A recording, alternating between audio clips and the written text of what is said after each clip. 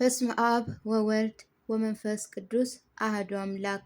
የመጽሐፍ ቅዱስ ንባብ ኦሪት ዘዳግም ምዕራፍ 19 የመማጠኛ ከተማ።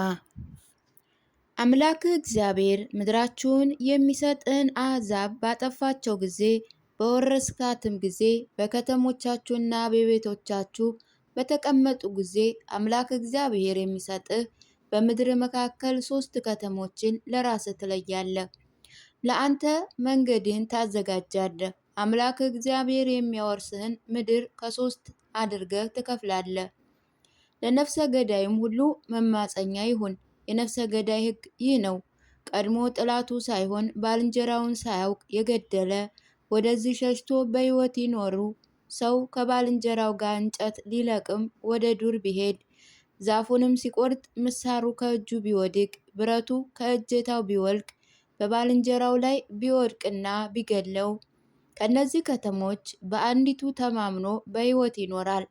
ባለደመ ነፍሱ ገዳዩን በልቡ ተናዶ እንዳያሳድደው መንገዱም ሩቅ ስለሆነ አግኝቶ እንዳይገለው አስቀድሞ ጠላቱ አልነበረምና መሞት አይገባውም። ስለዚህም ለአንተ 3 ከተሞች ለይ ብዬ አዝዣለሁ።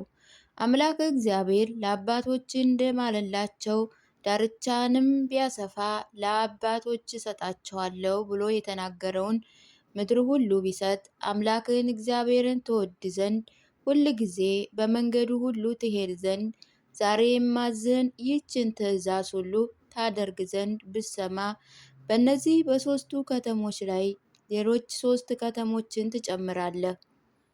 አምላክ እግዚአብሔርም ትወርሳት ዘንድ በሚሰጥ ምድር ውስጥ ንጹሕ ደም እንዳይፈስ በውስጡም የደም ወንጀለኛ እንዳይኖር ሰው ግን ባልንጀራውን ቢጠላ ቢሸምቅበትም በእርሱም ላይ ቢነሳ ቢገለውም ከነዚህ ከተሞች በአንዲቱ ቢማጠን የከተማው ሽማግሌዎች ይልካሉ። ከዚያም ይይዙታል፣ በባልደሙ እጅ አሳልፎ ይሰጡታል፣ ይሞታልም። ዓይንህም አትራራለት። ነገር ግን ንጹሐን ደም ከእስራኤል ታስወግዳለህ፣ መልካምም ይሆናል። ድንበር ማፍረስ እንደማይገባ አምላክ እግዚአብሔር ትወርሳት ዘንድ በሚሰጥህ ምድር በምትካፈላት ርስት አባቶች የተከተሉትን የባልንጀራህን የድንበር ምልክት አትንቀል። ስለ ምስክሮች የተሰጠ መመሪያ። ስለ በደል ሁሉ ክፉ በማድረግ ስለሚሰሯት ኃጢአት ሁሉ በማንም ላይ አንድ ምስክር አይሁን። በ2 ምስክሮች ወይም በ3 ምስክሮች ቃል ነገር ሁሉ ይጽና። በአመፅ ይከሰው ዘንድ በሰው ላይ ሐሰተኛ ምስክር ቢቆም 2ቱ ጠበኞች በእግዚአብሔር ፊት በካህናቱና በዚያ ዘመን በሚፈርዱ ፈራጆች ፊት ይቆማል። ፈራጆቹም አጥብቀው ይመረምራሉ። ያም ምስክር ሐሰተኛ ምስክር ሆኖ በወንድሙ ላይ በሐሰት ተናግሮ ቢገኝ በወንድሙ ላይ ክፋትን ያደርግ ዘንድ እንደወደደ በእርሱ ላይ ታደርግበታለህ። እንዲሁም ከአንተ መካከል ክፉውን ታስወግዳለህ። ሌላውም ሰምቶ ይፈራል።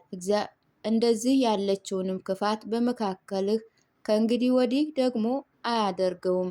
ዓይንም አትራራለት። ነፍስ በነፍስ ዓይን በዓይን ጥርስ በጥርስ እጅ በእጅ እግር በእግር ይመለሳልና።